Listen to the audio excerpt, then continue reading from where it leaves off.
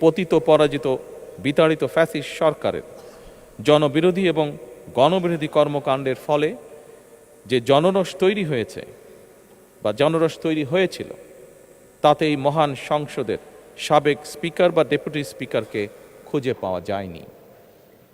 তাদের কেউ কারাগারে, কেউ নিখোঁজ, কিংবা কেউ পলাতক।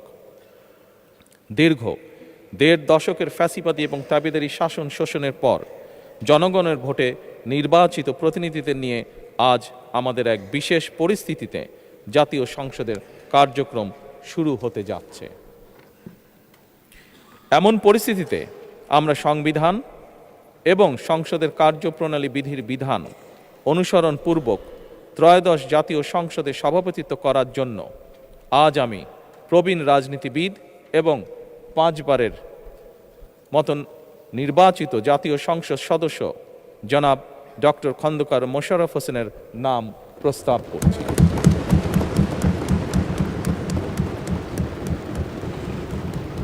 সম্মানিত সংসদ সদস্যবৃন্দ, আমাদের সংসদীয় রীতিনীতির ইতিহাসে এই ধরনের পরিপ্রেক্ষিত নজিরবিহীন নয়। 1973 সালে তৎকালীন প্রধানমন্ত্রী মরহুম শেখ মুজিবুর রহমান ওই সংসদের সদস্য মাওলানা আব্দুর রশিদ তর্কবাদিসের নাম প্রস্তাব করেছিলেন এবং তার সভাপতিত্বে বাংলাদেশের প্রথম সংসদের প্রথম অধিবেশন শুরু হয়েছিল। আমি জাতীয় সংসদের সকল সম্মানিত সদস্যকে স্বাগত এবং ধন্যবাদ জানাই। আল্লাহ হাফেজ। বাংলাদেশ জিন্দাবাদ। আজকের এই মহান সংসদে দাঁড়িয়ে আমরা প্রথমেই আমি শুকরিয়া আদায় করছি মহান আল্লাহ তাআলার, যার অশেষ রহমতে আজকে আমরা সমস্ত বাধা বিপত্তি পেরিয়ে এই সংসদে উপস্থিত হতে পেরেছি, নির্বাচিত হয়ে আসতে পেরেছি। আজকে এই অধিবেশনের সভাপতিত্ব করার জন্য আমাদের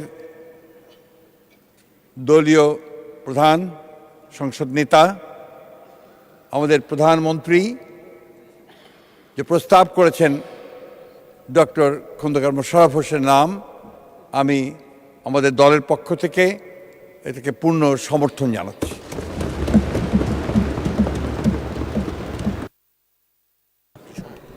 বিসমিল্লাহির রহমানির রহিম। নাহমাদুহু ওয়া নুসাল্লি আলা রাসূলিল কারীম। মাননীয় প্রধানমন্ত্রী, বিরোধী দলীয় নেতা এবং অন্যান্য মাননীয় সংসদ সদস্যবৃন্দ, আসসালামু আলাইকুম রহমতুল্লাহ। আমি মাননীয় প্রধানমন্ত্রীকে ধন্যবাদ জানাতে চাই। সাংবিধানিকভাবে কার্যপ্রণালী বিধি অনুসারে আজকের এই মহান সংসদের সভাপতি করার জন্য যার নাম প্রস্তাব করেছেন, উনি অত্যন্ত একজন সজ্জন, উনি অত্যন্ত প্রাচীন রাজনীতিবিদ। উনি যে দলই করুন না কেন, আমি মনে করি দেশের সকল মানুষের ওনার প্রতি আস্থা এবং শ্রদ্ধা আছে। মাননীয় প্রধানমন্ত্রীর এই প্রস্তাবকে আমরা বিরোধী দলের পক্ষ থেকে পূর্ণ সমর্থন জানাচ্ছি। তবে এটা আরও খুব ভালো হতো যদি মাননীয় প্রধানমন্ত্রী বা তার প্রতিনিধি এই বিষয়ে বিরোধী দলের সাথে একটু আলোচনা করতেন। আমরা অবশ্যই তখনও এটাকে গ্রহণ করতাম অত্যন্ত আনন্দের চিত্তে। তো আমি আশা করি আগামীতে এই ধরনের যে সমস্ত বিষয় আসবে আলোচনা করা সম্ভব। তো সরকারি দল বিরোধী দলের সাথে আলোচনা করলে পূর্বান্নেই এটার পরিবেশটি আরও উন্নত হয়। আমি সেই আশাবাদ ব্যক্ত করে এবং এই সিদ্ধান্তের প্রতি আমি আবারও প্রশংসা করে এবং মাননীয় সভাপতি, ওনার বাড়ি কুমিল্লা, আমার বাড়িও বোধহয় তার কাছাকাছি, সেই জন্য I have an special affiliation ওনার সাথে আছে। সব মিলিয়ে অত্যন্ত আনন্দ চিত্তে সমর্থন পুনঃব্যক্ত করে ধন্যবাদ জানিয়ে শেষ করছি। আল্লাহ হাফেজ। সম্মানিত সদস্যবৃন্দ, মাননীয়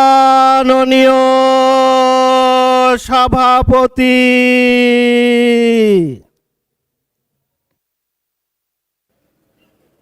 এই ত্রয়োদশ জাতীয় সংসদ প্রথম অধিবেশনে মাননীয় প্রধানমন্ত্রী এবং এই সংসদের প্রধান, সম্মানিত সংসদ সদস্যবৃন্দ, আসসালামু আলাইকুম ওয়া রাহমাতুল্লাহ।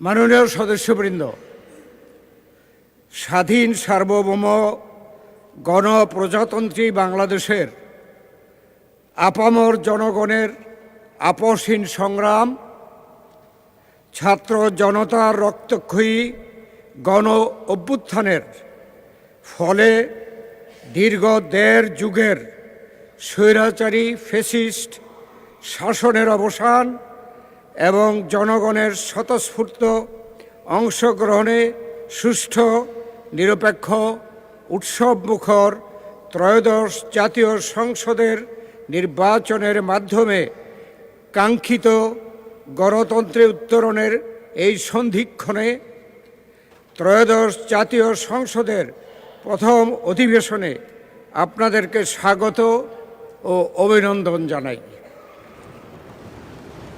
জনগণের ম্যান্ডেট নিয়ে জনগণের পক্ষে কাজ করার জন্য আপনারা মহান জাতীয় সংসদে এসেছেন।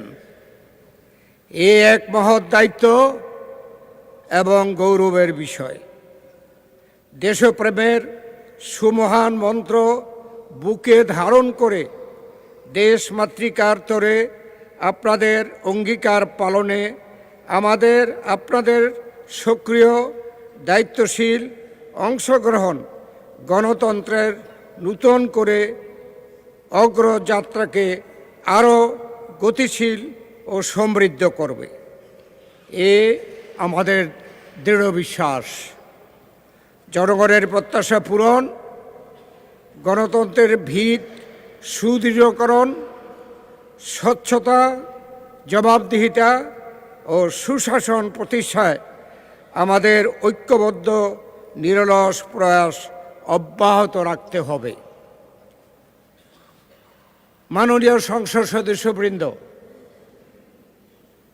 সংবিধান ও সংসদের কার্যপ্রণালী বিধি অনুযায়ী সংসদের স্পিকার ও ডেপুটি স্পিকার নির্বাচিত না হওয়া পর্যন্ত একজন জ্যেষ্ঠ সদস্য হিসাবে এই অধিবেশনের কার্যক্রম পরিচালনার দায়িত্ব আমাকে অর্পণ করা হয়েছে।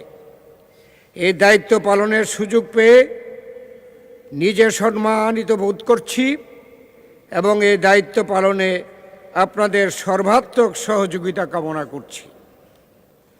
আজকের এই ঐতিহাসিক ক্ষণে সর্বসম্মতিক্রমে আমাকে ত্রয়োদশ জাতীয় সংসদের প্রথম বৈঠকে সভাপতিত্ব করার সুযোগ প্রদান করায় পরম করুণাময় মহান আল্লাহ তাআলার দরবারে শুকরিয়া আদায় করছি। একই সঙ্গে আপনাদের প্রত্যেকের প্রতি আমার আন্তরিক কৃতজ্ঞতা প্রকাশ করছি। আমাকে মহান দায়িত্ব পালনের উপযুক্ত বিবেচনায় করার জন্য সংসদ, মাননীয় নেতা, মাননীয় প্রধানমন্ত্রী ও সকল মাননীয় সংসদ সদস্যদের প্রতি গভীর কৃতজ্ঞতা ও ধন্যবাদ জ্ঞাপন করছি। মাননীয় সংসদ সদস্যবৃন্দ, গণতন্ত্রের এই গৌরবময় শুভ ক্ষণে দাঁড়িয়ে গভীর শ্রদ্ধার সঙ্গে স্মরণ করছি মহান মুক্তিযুদ্ধের বীর শহীদ, বীরাঙ্গনা নারী, বীর মুক্তিযোদ্ধাদের, যাদের আত্মত্যাগের বিনিময়ে আমরা পেয়েছি স্বাধীন সার্বভৌম বাংলাদেশ। সেই সাথে স্মরণ করছি বাংলা ভাষার মর্যাদা রক্ষায় উপসর্গকারী, ভাষা আন্দোলনকারী ও ভাষা শহীদদের। স্মরণ করছি দীর্ঘ 18 বছরের স্বৈরাচার বিরোধী আন্দোলনে অংশগ্রহণকারী সকল সংগ্রামী মানুষ ও রাজনৈতিক নেতা কর্মীদের যারা নিপীড়ন, গুম, হত্যার শিকার হয়েছেন। আরও স্মরণ করছি জুলাই গণ অভ্যুত্থানে অদম্য ছাত্র জনতাকে যারা শহীদ ও আহত হয়েছেন। তাদের ত্যাগ আমাদের স্মরণ করিয়ে দেয় স্বাধীনতা অর্জনের মতোই তার সংরক্ষণ ও চর্চা করাও একটি অবিরাম দায়িত্ব। ত্রয়োদশ জাতীয় সংসদ নির্বাচন আমাদের গণতন্ত্র পুনরুদ্ধারের এক গুরুত্বপূর্ণ মাইল ফলক। দীর্ঘ 18 বছর পর জনগণ নির্বিঘ্নে ভোটাধিকার প্রয়োগের সুযোগ পেয়েছে। চ্যালেঞ্জিং এ সময়ে চতুর্থবারের মতো সরকার গঠন করায় বাংলাদেশ জাতীয়তাবাদী দলকে আন্তরিক অভিনন্দন জানাই। সংসদ নেতা ও প্রধানমন্ত্রী হিসাবে দায়িত্ব গ্রহণ করায় বিএনপির চেয়ারম্যান মাননীয় প্রধানমন্ত্রী জনাব তারেক রহমানকে জানাই উষ্ম অভিনন্দন ও শুভেচ্ছা। প্রথমবারের মতো জাতীয় সংসদে বিরোধী দলের দায়িত্ব গ্রহণ করায় বাংলাদেশ জামায়াতে ইসলামকে আমি অভিনন্দন জানাচ্ছি। মাননীয় সদস্যবৃন্দ, গভীর শ্রদ্ধা ও কৃতজ্ঞতার সঙ্গে স্মরণ করছি মহান স্বাধীনতার ঘোষক, বহুদলীয় গণতন্ত্রের প্রবক্তা ও চর্চাকারী, আধুনিক বাংলাদেশের রূপকার এবং বাংলাদেশ জাতীয়তাবাদী দলের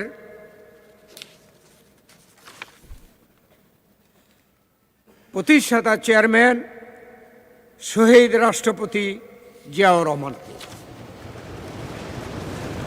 1971 সালের মুক্তিযুদ্ধের সূচনা লগ্নে তিনি স্বাধীনতার ঘোষণা দিয়ে সমগ্র জাতিকে মুক্তিযুদ্ধে উদ্বুদ্ধ করেন। পরবর্তীতে বীরত্বের সঙ্গে যুদ্ধ করে স্বাধীনতা অর্জনে গুরুত্বপূর্ণ ভূমিকা রাখেন। একই সাথে স্মরণ করছি গণতন্ত্রের অগ্রযাত্রায় শ্রেষ্ঠ অদম্য নারী, গণতন্ত্রের মানুষকন্যা, আপসহীন নেত্রী বেগম খালেদা জিয়াকে।